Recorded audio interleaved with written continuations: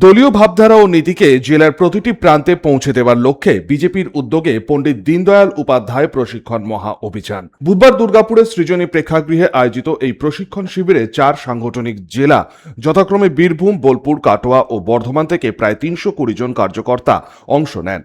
প্রশিক্ষণ শিবিরে উপস্থিত ছিলেন সাংসদ সৌমিত্র খাঁ, বর্ধমান সাংগঠনিক জেলা সভাপতি অভিজিৎ দা, বোলপুর সাংগঠনিক জেলা সভাপতি শ্যামাপদ মণ্ডল, দুর্গাপুর পূর্বের বিধায়ক চন্দ্রশেখর বন্দ্যোপাধ্যায়, গলসির বিধায়ক রাজু পত্র সহ 4 জেলার একাধিক নেতা ও পদাধিকারী।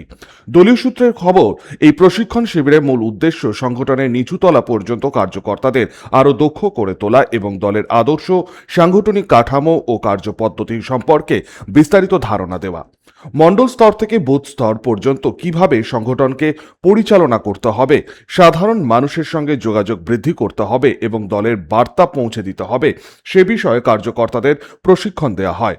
প্রশিক্ষণ শিবিরে বিশেষভাবে জোর দেওয়া হয় দলীয় শৃঙ্খলা, সাংগঠনিক দায়িত্ববোধ এবং নেতৃত্বের সঙ্গে সমন্বয় বজায় রাখার ওপর। সরকারের জনমুখী প্রকল্প সাধারণ মানুষের মধ্যে পৌঁছে দেওয়ার লক্ষ্য।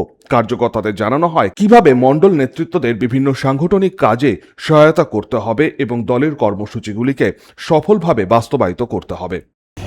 হচ্ছে শাসক দল ক্ষমতায় আসার পর আমাদের কিভাবে আচরণ করা উচিত, কি বলা উচিত, আর কিভাবে সমাজে মানুষের সাথে সামাজিক হওয়া উচিত তার একটা বার্তা দেওয়ার জন্য দীনদয়াল উপাধ্যায় এমন একজন ব্যক্তিত্ব ভারতীয় জনতা পার্টিতে, যিনি জনসংঘের পর থেকে বিজেপি পর্যন্ত অন্তিম ব্যক্তিকে কিভাবে সরকারি সুবিধা এবং সামাজিক সুবিধা পৌঁছে দেওয়া যায়, এটাই ছিল তার লক্ষ্য।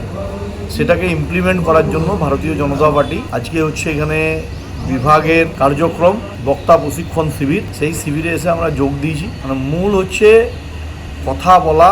আমাদের সরকারের তো একটা নির্দেশিকা এসছে, কথা কম কাজ বেশি। আর পার্টিতেও কোন স্তরে দাঁড়িয়ে কি বলতে হবে, রাজনৈতিকভাবে কি কথা বলা উচিত আমাদের, তার একটা প্রপার প্রশিক্ষণের জন্য আজকের এই শিবির। এটা কার্যকর্তা প্রশিক্ষণ। আচ্ছা, আর এই কার্যকর্তাদের প্রশিক্ষণ আজ বর্ধমান বিভাগের হচ্ছে 4টি জেলা, সাংগঠনিক জেলা আমাদের বীরভূম, বোলপুর, কাটোয়া, বর্ধমান, 4 জেলার প্রশিক্ষণবর্গ যারা কার্যকর্তাদের প্রশিক্ষণ দেবেন। আর এই কার্যকর্তারা আবার মণ্ডলে মণ্ডলে বুথ সভাপতি, শক্তিকেন্দ্র প্রমুখ, ইনচার্জ, লিডার, মণ্ডল কমিটির যারা পদাধিকারী, মোর্চার যারা পদাধিকারী, তাদেরকে প্রশিক্ষণ দেওয়া হবে। অর্থাৎ বিজেপি পার্টিতে ডিফারেন্স যেটা বলতেন, সেটা আমাদের কয়েক বছর গ্যাপ ছিল বাংলাতে বিভিন্ন কারণের জন্য। 24 সালে ভোট, 26-এর ভোট, প্রস্তুতি ছিল না, কিছু প্রশিক্ষণ হয়নি। এই প্রশিক্ষণ দীর্ঘদিন হয়ে আসছে, পার্টি জন্মগত হয়ে আসছে। আজকে আবার নতুন করে প্রশিক্ষণ শুরু হয়েছে।